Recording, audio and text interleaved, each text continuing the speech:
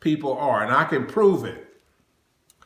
After you listen to this video, you go online. You can go to Google, whatever. I guarantee the first page or stuff you will see will all be unthankfulness, bad stuff, negative. But that's the spirit of the world. That's part of the evil that Jesus said you can live in the world, which is full of evil, and live in this state of being above it. And Jesus in John chapter 17, he does not want, he said, look, I don't want to take people out of the world. Why not, Jesus? Because most people believe it's evil, it's bad. They say it's coming to an end. All these false teachers and prophets and preachers. He says, son, none of that is true. They don't know what they're talking about. I am not a destroyer. I am a rewarder. Yes. Not a destroyer of life. Jesus, why did Jesus come? You know, Brenda and I were talking about this earlier today. Brenda said to me, she says, honey, you know why Jesus come? I said, why did he come? She said, because he wanted us to have life and have it more abundantly. But she said, this is Brenda now telling me this. She said in John's Gospel, chapter 10, verse 10, I believe. Yeah. He said the reason why he came. The reason why he came. Not so you could die and go to heaven. Not so you could just hurry up and get out of here and go to be with Jesus. Not just so you could just say hallelujah, thank you, Jesus, in church. But he came that you could have life. Yeah. Be alive, be living, be filled, be progressive. Overflowing life. Now that sounds like in Psalm 23, King David wrote that psalm about a cup overflowing. Amen. He said that his cup, he was a very thankful guy. Did you know King David could not be killed? He was a warrior. The first giant at 17 years old, Goliath could not kill David. And you follow the life of David in the Old Testament, God gave him protection, favor all the time. One of the things was because David wrote at least half the Psalms in the middle of the book. And a lot of those Psalms are what? Giving thanks. Yeah. So you see, thankfulness, even if you don't have everything you want, even if you do got problems, even if you ain't figured out how to fix whatever, be thankful. That's a key to paradise. Amen. You can find something to be thankful for. Even if you look at somebody else that's got a worse situation, a worse problem than you, or can't do what you can do, your problem don't look that too bad anymore. Okay, but hold on, I haven't forgotten persuasion. So here, Romans chapter 4, verse, 21. Now here's where I want to get. And Abraham being fully persuaded, that's our word, that what God had promised, he was also able to perform. Now, I've got to share there's a whole lot of other things in Romans chapter 4. I want you to study it on your own. At least I got you kick-started. But did you know that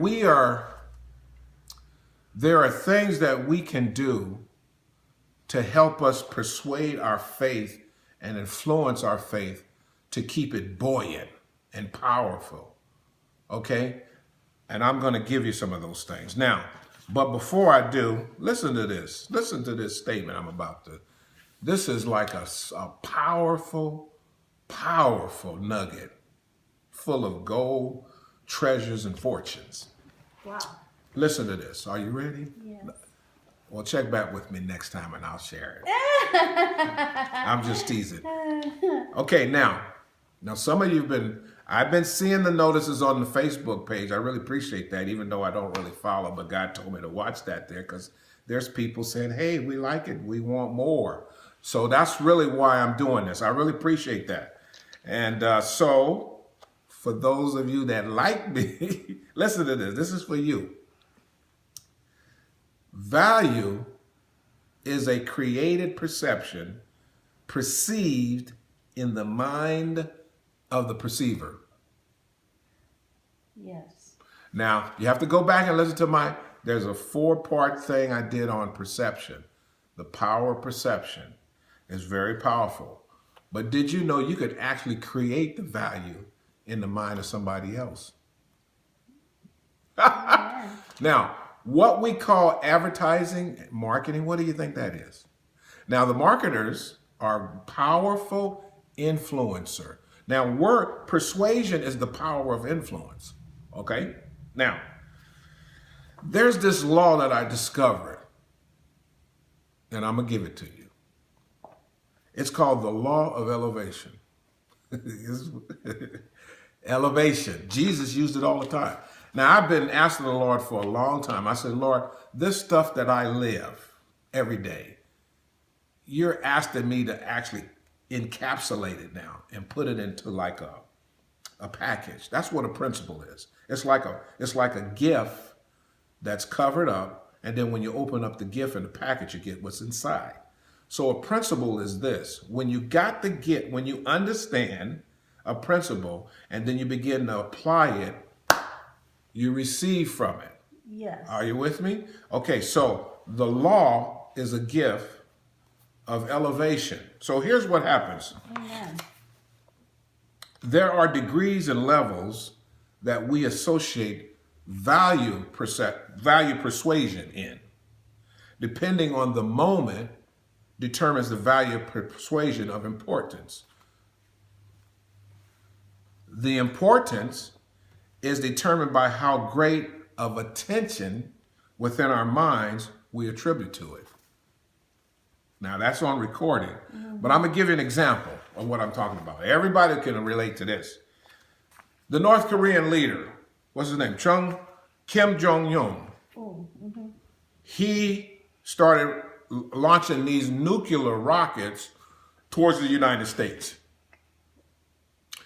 Now, what that did, and I think it's still in place right now, it sent a shiver across many Americans in the United States. They got scared. So whatever their focus or problem was at a certain level or degree in their minds, it immediately dropped below the potential of a nuclear strike. The nuclear strike now became top elevated position in the mind. And therefore, it persuades you to act accordingly, which was what? Oh, I'm scared. What if I get killed? What do we do? And you know what that did? Sales for face masks, bomb shelters, you can buy them. People started, I saw a guy online selling these bomb shelters. And he said, oh, business is booming. Now, fear, tragedy, disaster, very, very powerful persuasion. Okay? But when Jesus was out in the middle of we would say like a hurricane on the water, it was a big storm. He's walking on it. How come you weren't afraid, Jesus? He said, son, because my elevation first of all, my elevation of persuasion was higher than the fear of that tornado or hurricane or what storm on the ocean, whatever you want to call it, was not greater than my state of being in that moment. You see what we do, my friends, and we're doing this, see, it's about what you're doing in the moment. See, like right now, you're listening to me. But I guarantee you, if something is more important, more value to you, you're thinking about that. You cannot, now listen to this, you cannot fully engage in two things simultaneously at the same time. Impossible. Impossible. You're going to Jesus himself said it's impossible. He said, look, you cannot serve God and mammon, not simultaneously. You're going to have to either give all your attention and focus to that, or give all your attention to this. You're either going to love this and hate that. That's how it works. Yes. So I love the good life. Amen. I focus on my strengths, not my weaknesses. Did you hear that? Most are caught up on what they don't have, what they can't do, what they are not like, and make their weaknesses their strength just by the elevated position in that moment in their mind. That's why I always tell people, look, in order to shift that, we need to come up with an influencer to help you shift your mind from that. Because see, that's wherever you focus your attention towards, that's what you give all your energy, all your strength, all your skill towards. And that's the direction your life goes into. It is. So, what am I saying?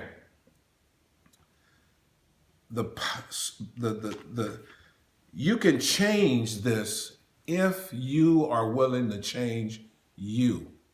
Now, most people, and these are people that I encounter all the time, most people are not willing to make those kinds of adjustments and changes.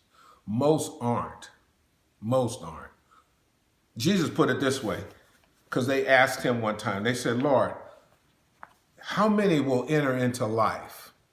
You know what Jesus himself said? He said, very few. You read Matthew chapter 7. Jesus said, look, enter into the straight gate. Well, that's a narrow, it's a narrow path and a straight gate.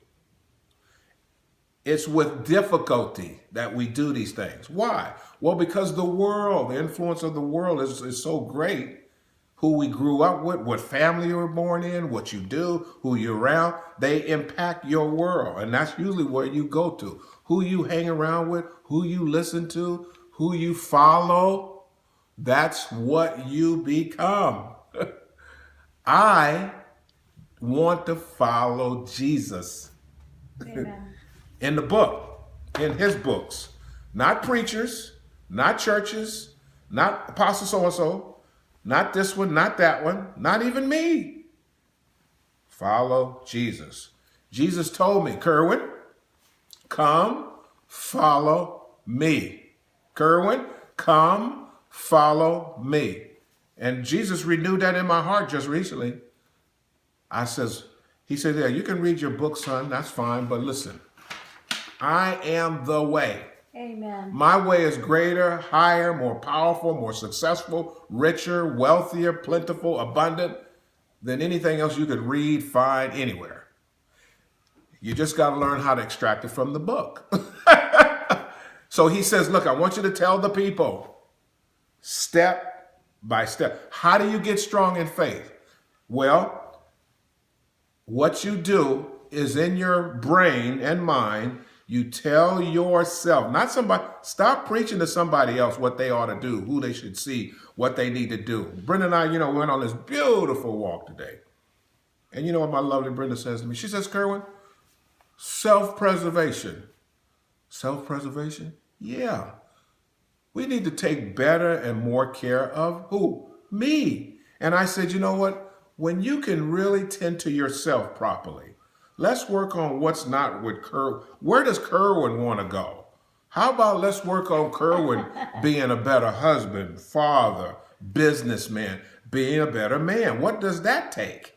Let's focus on Kerwin because Kerwin loves to progress. I love to move forward. I never, ever envision myself slowing down. Mm-hmm. Impossible.